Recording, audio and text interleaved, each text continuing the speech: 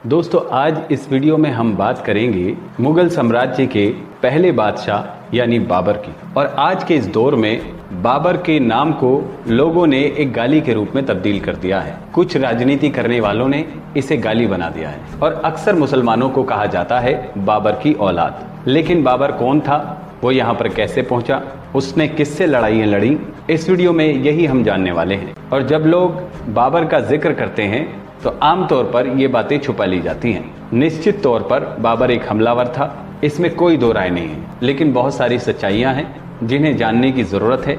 राजनीति के झांसेबाज इस तरह की बात हमसे अक्सर छुपा लेते हैं। तो आइए आज बाबर के बारे में अपनी जानकारी में थोड़ा सा इजाफा करते हैं। बाबर के बारे में इतिहास के जानकार डॉक्टर राम पुनियानी क्या कहते हैं। यहाँ गौर करने वाली बात यह है कि बाबर एक आम राजा था, जिस तरह से और भी राजा हुए हैं, और ये काबुल की तरफ राज्य करने वाला एक राजा था। 1520 या 1519 के आसपास बाबर ने अपने राज्य का विस्तार किया। सियालकोट और झेलम नदी के उस पार तक उसने अपने राज्य को बढ़ाया। उस समय इस तरफ क्या हो रहा था, यानी इस तरफ झेलम नदी के इस पार पंजाब में, पूर्व भारत में, उत्तर भारत में क्या चल रहा था। उस समय में इस तरफ 3 मुख्य राजा थे और राजशाही कोई धर्म के आधार पर नहीं होती, ये आप जानते होंगे।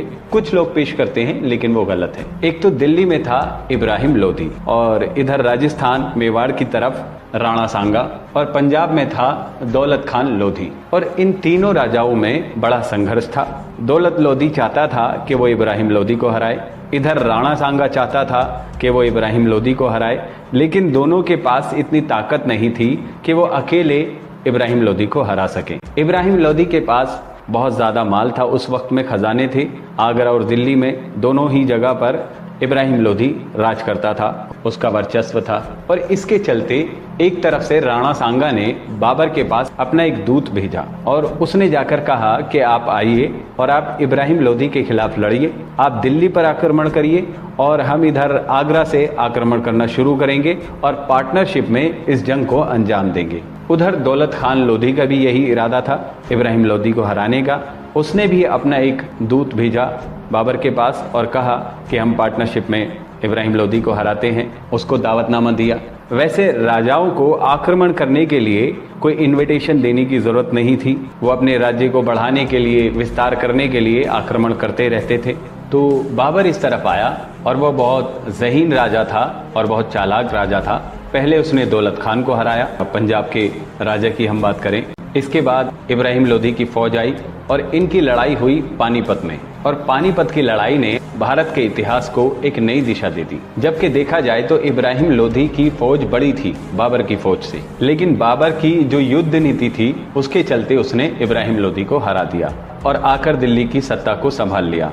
अब इधर से क्या होता है कि राणा सांगा ये आगरा पर आक्रमण नहीं करता, और राणा सांगा ने कहा यह था कि आप दिल्ली से आइए और मैं आगरा पर चढ़ाई करता हूं और इस तरह से हम इब्राहिम लोधी को हरा देंगे। लेकिन उसने ऐसा नहीं किया। और यहाँ पर इतिहासकार ये कहते हैं राणा सांगा ने इसलिए हमला नहीं किया, उसने ये सोचा कि बाबर भी एक लुटेरा होगा और जिस तरह से पहले कई राजा आए वो भी लूट कर वापस चला जाएगा और दिल्ली की सत्ता को मैं संभाल लूंगा और मेरे राज्य का विस्तार हो जाएगा। ये राणा सांगा की नीति थी। इसके चलते राणा सांगा ने आगरा पर आक्रमण नहीं किया, लेकिन बाबर ने दिल्ली पर भी आक्रमण किया, उस पर भी कब्जा जमाया। और आगरा में बाबर ने अपने बेटे हुमायूं को भेजा कब्जा करने के लिए, जंग लड़ने के लिए। और ये दोनों जगह जीतने के बाद बाबर ने अपनी फौज से कहा कि जो जाना चाहता है वो वापस काबुल जा सकता है और जो रहना चाहे वो यहाँ रह सकता है। इस तरह से मुगलों का दौर यहाँ हिंदुस्तान में शुरू होता है। और जब राणा सांगा को ये पता चला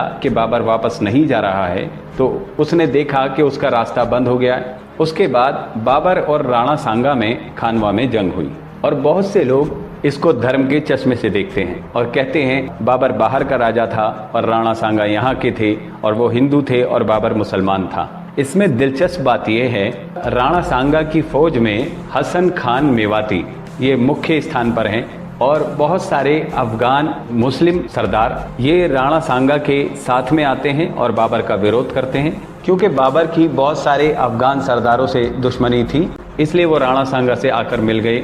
और इस लड़ाई में, खानवा की लड़ाई में, जो कि एक बहुत भयंकर लड़ाई थी, इसमें बाबर ने राणा सांगा को भी हरा दिया। और इसके बाद मुगल बादशाह बाबर का बहुत सारे हिस्से पर कब्जा हो गया। पंजाब में, दिल्ली, आगरा और राजस्थान के कुछ हिस्से में बाबर को यहाँ का वेदर या यहाँ का मौसम इतना ख़ास नहीं लगा या सूट नहीं किया, लेकिन फिर भी उसने देखा कि बहुत सारी ख़ास चीज़ें यहाँ पर हैं, इसलिए उसने यहीं रहने का इरादा किया।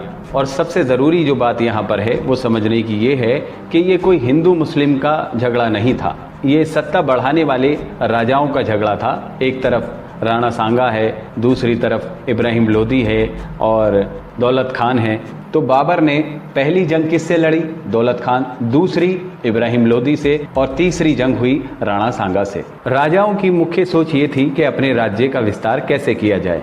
इन राजाओं का धर्म से उतना खास लेना देना नहीं था, बस उतना ही लेना देना था जैसे कि आज के कुछ पॉलिटिशियंस का है, जो कि धर्म के नाम पर भड़काऊ भाषण देते हैं ताकि उनकी सत्ता बनी रहे, और उनका मुख्य उद्देश्य सत्ता होता है। दिल्ली के नेशनल म्यूजियम में एक बाबर की वसीयत है, और उस वसीयत में क्या लिखा है ये हम आपको बताते हैं। बाबर ने मरने से पहले अपने बेटे हुमायूं को एक वसीयत की, और उस वसीयत में उसने लिखा कि अल्लाह का शुक्र है कि हिंदुस्तान पर हुकूमत करने का मौका हमें मिला, और यहाँ जितने धर्म के लोग हैं उन सब में हमें ईमानदारी से, अदल से इंसाफ करना चाहिए, तभी हम अपने राज्य को एक सफल राज्य बना सकेंगे। और उस समय जो गाय का मामला था, क्योंकि हिंदू लोग गाय को माँ मानते थे, तो उसने लिखा कि तुम अपने राज्य में गाय का वध मत होने देना, गाय की हत्या मत होने देना, ये बाबर कह रहा है। और दूसरा ये, यहाँ हिंदू लोग बहुत हैं और हिंदू लोगों की आस्था मंदिरों में है, इसलिए तुम अपने राज्य में मंदिरों को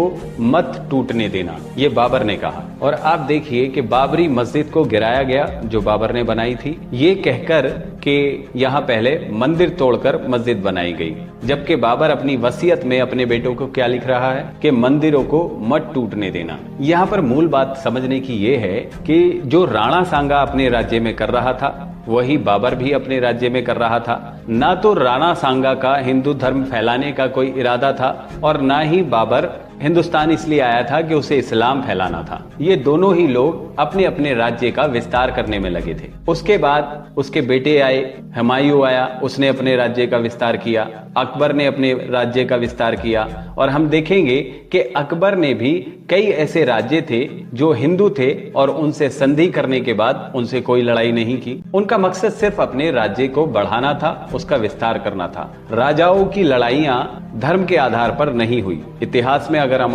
उठाकर देखेंगे तो उनकी लड़ाइयां धर्म के बेस पर नहीं हुई। और मुगल साम्राज्य का सबसे ज्यादा विस्तार औरंगजेब ने किया, और 33% औरंगजेब के जो अधिकारी हैं वो हिंदू राजा हैं, कि राजा जयसिंह भी हैं, राजा जसवंत सिंह भी हैं, अकबर के साथ आप देखें राजा टोडरमल भी हैं, राजा बीरबल भी हैं। तो इस तरह से उन्होंने अपने राज्य का विस्तार किया, ना कि कोई धर्म युद्ध था। और मुगलों के बारे में कई इतिहासकार ये नहीं कहते कि मुगल राज्य था, बल्कि मुगल राजपूत राज्य था, क्योंकि मुगलों के बहुत सारे राजपूत राजाओं से संधि थी और वो आपस में मिलकर एक सत्ता चला रहे थे। कई लोग ये कहते हैं कि बाबर ने कई बार हिंदुस्तान पर चढ़ाई की और लड़ाइयाँ लड़ी।